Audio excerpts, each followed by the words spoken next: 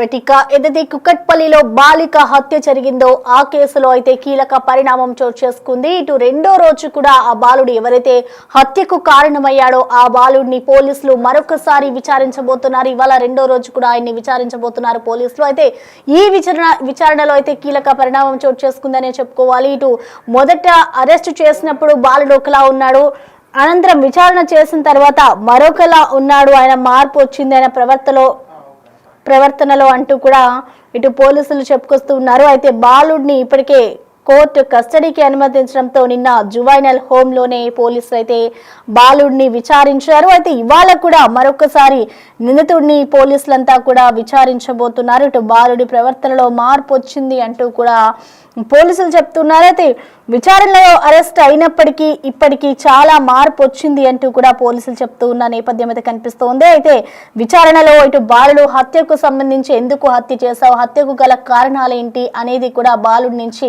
వివరణ రాబట్టే ప్రయత్నం చేయగా ఆ బాలుడు చెప్పిన విషయాలు చూస్తే ఇటు మనం బ్యాట్ కోసమే నేను హత్య చేశాను అంటూ కూడా మరొకసారి బాలుడు చెప్పుకొస్తున్నాడు. అయితే మొదటి నుంచి కూడా ఆయన ఒకటే మాట చెప్తున్నాడు, నేను ఇంట్లోకి వాళ్ళతో ఆడుకుంటూ ఉంటాను, ఆడుకున్న సమయంలో నాకు ఆ బ్యాట్ నచ్చింది, ఆ బ్యాట్ కోసమే నేను ఆ బాలికను చంపాను అంటూ కూడా మరొకసారి ఆ బాలుడైతే చెప్పుకొస్తున్న మాటలు మనం చూస్తున్నాం. సో మొత్తానికి ఈ కేసుకు సంబంధించి కూడా కీలక పరిణామం చోటు చేస్తుందని చెప్పుకోవాలి. ఇటు జువైనల్ హోమ్ లోనే బాలుడికి సైక్రాటిక్ ట్రీట్మెంట్ కూడా ఇస్తూ ఉన్నారు. అయితే బాలుడిపై మర్డర్ కేసుతో పాటు ఇప్పటికే ఎస్సీ ఎస్టీ అట్రాసిటీ కేసులు కూడా పోలీసులు నమోదు చేయనున్నట్లుగా కూడా తెలుస్తోంది. సో ప్రెజెంట్ చూసుకుంటే ఇటు బాలుడు హత్యకు సంబంధించి ఆయన అంగీకరించారు కాబట్టి దానికి సంబంధించిన రీజన్స్, అలాగే ఆయన ఎందుకు అలా ప్రవర్తించాడు అనే దానికి సంబంధించి కూడా ఇప్పటికే జువైనల్ హోమ్ లోనే బాలుడికి సైకియాట్రిక్ ట్రీట్మెంట్ కూడా ఇప్పిస్తూ ఉన్నారు. అయితే రెండో రోజు కూడా ఆ బాలుడిని విచారించారు. సో విచారించిన అనంతరం కూడా ఆయన ఒకటే మాట చెప్తున్నాడు, కేవలం నేను బ్యాట్ కోసమే హత్య చేశాను, నేను మారాను అంటూ కూడా చెప్తున్నారు. అంటే పోలీసులే చెప్తున్నారు. అంటే మొదటగా ఆయన అరెస్ట్ చేసినప్పుడు బాలుడు బిహేవియర్, అలాగే అనంతరం ఇన్ని రోజులు కూడా హోమ్ లో ఉన్న అనంతరం పోలీసుల కస్టడీలో కోర్టు కస్టడీకి కోరింది కాబట్టి కస్టడీలో ఉన్న తర్వాత బిహేవియర్ రెండింటినీ కూడా గమనించి బాలుడి ప్రవర్తనలో కొంచెం మార్పు వచ్చింది అంటూ కూడా పోలీసులు చెప్తున్నారు. మరి చూడాలి, ఇటు సహస్ర హత్య కేసుకు సంబంధించిన కీలక పరిణామం చోటు చేసుకుందనే చెప్పుకోవాలి.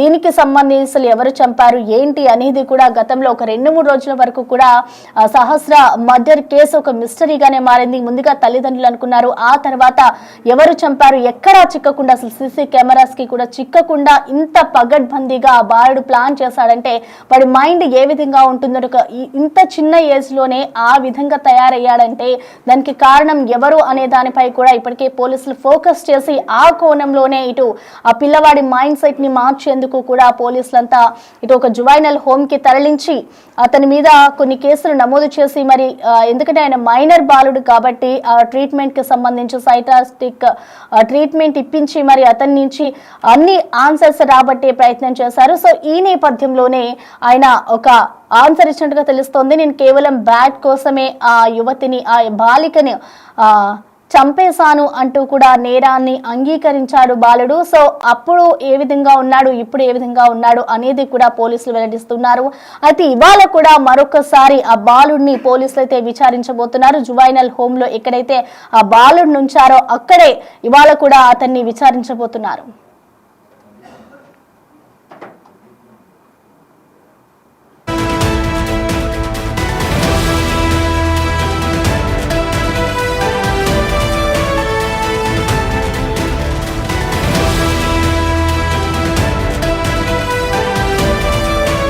కూకట్పల్లి బాలిక హత్య కేసులో అయితే కీలక పరిణామం చోటు చేసుకుంది. బాలుడు ఎవరైతే మృతికి సంబంధించిన కారకుడు ఎవరైతే ఉన్నారో అతన్ని అయితే ప్రస్తుతం పోలీసులు రెండో రోజు విచారణ చేస్తూ ఉన్నారు. సో ఇప్పటి వరకు కూడా విచారణ చేసిన అనంతరం ఆయన కొన్ని విషయాలను వెల్లడించారు. నేను కేవలం బ్యాట్ కోసమే హత్య చేశాను అంటూ కూడా మరోసారి బాలుడు చెప్తూ ఉన్నాడు. సో ఇవాళ ఈ మరొకసారి విచారించిన అనంతరం బాలుడు ఏం చెప్తాడు అనేది కూడా వేచి చూడాలి. అయితే జువైనల్ హోమ్ లోనే బాలుడికి ప్రజెంట్ సైకియాట్రిక్ ట్రీట్మెంట్ ఇస్తూ ఉన్నారు. సో ఈ నేపథ్యంలోనే బాలుడిపై ఇటు ఎస్సీ ఎస్టీ అట్రాసిటీ కేసులు కూడా నమోదు చేయబోతున్నారు పోలీసులు. అయితే అంతకు ముందు మనం చూసుకుంటే బాలుడు అరెస్ట్ అయినప్పుడు ఏ విధంగా ఉన్నాడు, ఆ తర్వాత ఇటు జువైనల్ హోమ్ కి తరలించిన అనంతరం కస్టడీలో ఉన్నప్పుడు ఏ విధంగా ఉన్నారు, రెండింటిని కూడా బిహేవియర్ చూస్తే బాలుడు ప్రవర్తనలో కొంత మార్పు వచ్చింది అంటూ కూడా పోలీసులు చెప్తున్న పరిస్థితి అయితే కనిపిస్తోంది. సో మొత్తంగా చూస్తుంటే ఒక చిన్న పిల్లవాడు ఇంత క్రూరంగా అంటే దాదాపు 20కి పైనే కత్తిపోట్లు పొడిచి మరి చంపాడు అంటే అది అందరినీ ఆశ్చర్య కలిగించిన అంశం అనే చెప్పుకోవాలి. అసలు ఈ హత్యకు సంబంధించి 2-3 రోజుల వరకు కూడా మిస్టరీ వేడలేదు. అసలు ఎవరు చంపారు, అంత చిన్న పిల్లని చంపవలసిన అవసరం ఎవరికి ఉంది, అలాగే కుటుంబ కలహాలు ఏమైనా కారణాలు ఉన్నాయా అనే కోణంలో కూడా పోలీసులు దర్యాప్తు చేశారు. చుట్టుపక్కల వారిని కానివ్వచ్చు, అదే అపార్ట్మెంట్ లో ఎవరైతే నివాసం ఉంటున్నారో వాళ్ళందరినీ కూడా విచారించిన పరిస్థితి కనిపించింది. సో అప్పుడు కూడా పోలీసులకి ఎటువంటి క్లూస్ కూడా దొరకలేదు.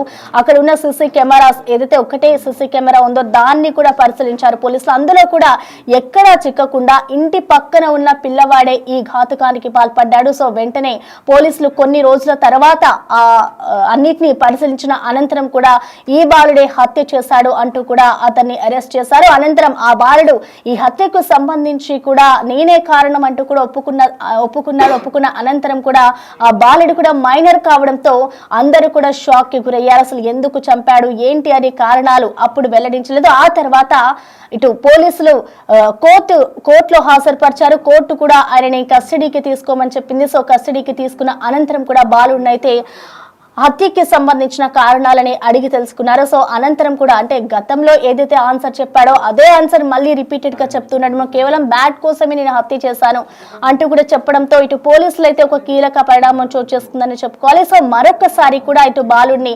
విచారించబోతున్నారు కాబట్టి అసలు ఇప్పుడు ఎటువంటి ఆన్సర్స్ ఇస్తాడు, మళ్ళీ సేమ్ రిపీటెడ్ ఆన్సర్ ఇస్తారా లేదంటే ఇంకా వేరే ఏమైనా చెప్తారా అనేది కూడా చూడాలి. సో ప్రెసెంట్ అయితే జువైనల్ హోమ్ లోనే పోలీసులు అయితే అతన్ని విచారిస్తూ ఉన్నారు. అదే దీనికి సంబంధించి కూడా సైకియాట్రిక్ ట్రీట్మెంట్ కూడా బాలుడికి ఇస్తున్నట్లుగా కూడా తెలుస్తోంది. అయితే దీనికి సంబంధించి ఇప్పటికీ బాలుడిపై మర్డర్ కేసుతో పాటు ఎస్సీ ఎస్టీ అట్రాసిటీ కేసును కూడా ఫైల్ చేస్తామంటూ పోలీసులు అయితే వివరాలు వెల్లడిస్తూ ఉన్నారు. అయితే ఈ రోజు జరిగే విచారణ ఏ విధంగా ఉంటుంది, అసలు ఎలాంటి క్వశ్చన్స్ ఇస్తారు, బాలుడు ఎటువంటి ఆన్సర్స్ ఇస్తారు అనేది కూడా వేచి చూడాలి. అసలు పోలీసులు ఎటువంటి సమాచారాన్ని రాబట్టగలుగుతారు అనేది కూడా ఇప్పుడు ఒక పెద్ద క్వశ్చన్ గా మారింది.